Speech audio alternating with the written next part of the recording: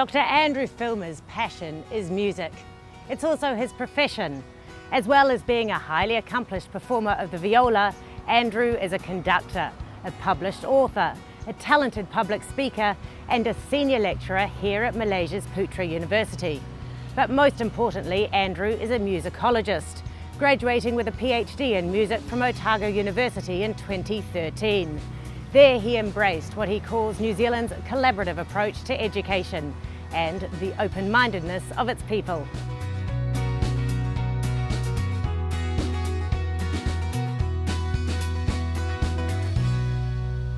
Dr. Andrew Filmer, thanks very much for talking to us. Oh, pleasure to be here. Why did you go to New Zealand to study? Oh, it was somewhat by chance, actually, I have to say. I finished my master's in the States. I happened to, I applied for a research competition on a whim, almost. I just happened to do a good project in the university, and one of the professors said, hey, there's this competition, just send it to it and see what happens. I happened to win the competition.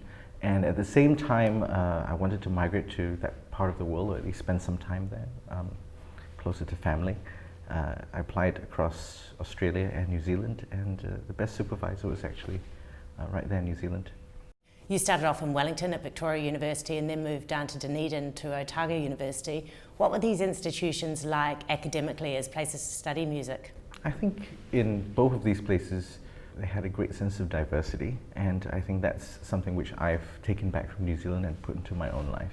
You did your Masters in the US, you said, and obviously your education began here in Malaysia. How was the education you received in New Zealand any different from what you had experienced before? Some of my friends in the US may not like me for saying this, but it's a little bit less dog-eat-dog in New Zealand. It has an emphasis on collaborative work, and I really appreciate it.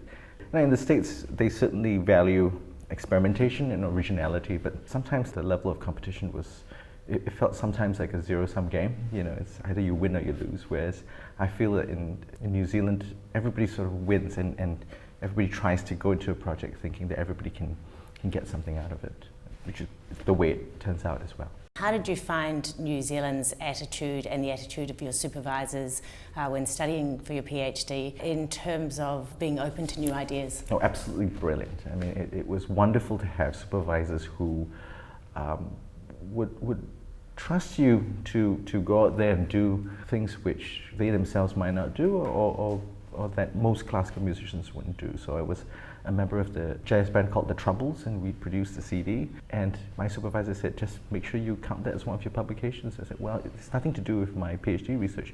And he says, so what? It's still work that you do.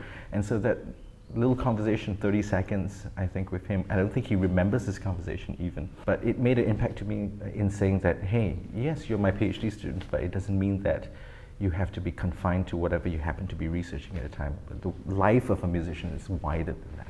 And how does this open-minded sort of approach affect the work that you produce as a student? First means that you've got to come in with a good list.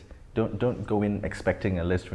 I'm sure they'll be happy to give you a list of things to do, but you found that well, if you start off with your own spark of imagination, it's going to work better that way.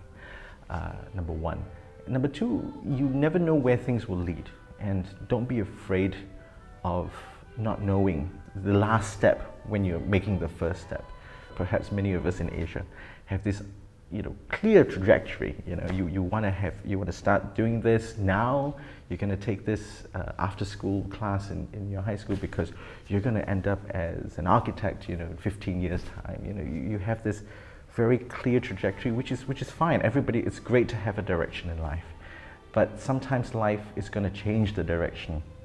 It's going to be out of your control, and it's not going to be a bad thing. You may find that along the line something else comes, and how you react to these changes is going to be a great influence on how you end up at the end of it. Not just what you end up doing, but who you end up being. And I think New Zealand has a great attitude in making sure that whatever comes by, we're going to deal with it in a creative way, in a welcoming way, and we're going to see if it works. If it doesn't work, we'll go back to the original path. That's fine as well, but we shouldn't be restricted by preconceptions or plans that were made a long time ago. What kind of friendships did you form in New Zealand?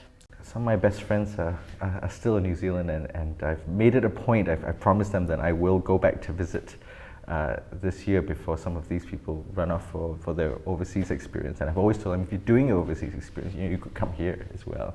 I was surprised I made any friends, and because I was such a workaholic, and somehow there was this moment a year in that I was surrounded by friends, and I was wondering, how did I get these people? Because I don't recall having to actively try to do that. So what I liked about it is that you didn't have to make a specific effort to, I must make friends now.